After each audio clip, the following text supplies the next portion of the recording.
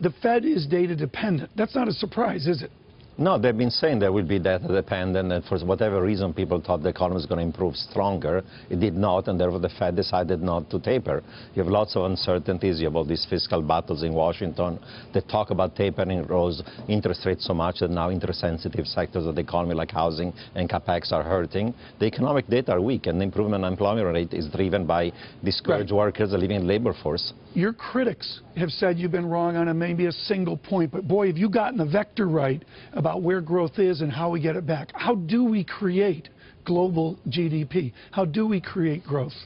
It's going to be still hard for the next few years because the process of deleveraging that started after the global financial crisis still continues. In the Eurozone, you still have high debt ratios of the banking system, of the household sector. In the United States, we have not done much of the fiscal adjustment yet. Therefore, I think that you'll have slow economic growth in most advanced economies for the time being.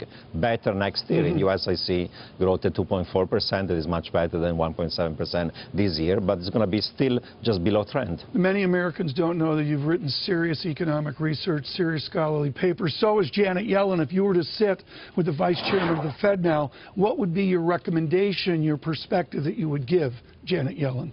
Well, she has her own strong views, but I think the recovery is going to be anemic, and whether she's chosen for the Fed chair, likely but not totally certain yet, or somebody else, is a committee, and they'll have to go slow. They'll go slow in terms of when they start tapering and when they end tapering. They're going to go slow for when they start exiting zero policy rates, and they're going to go even slower for when they're going to normalize rate. It might take them 3 years as opposed to 2 years last time around to normalize rate from 0 to 4%. Quickly now, where's the inflation?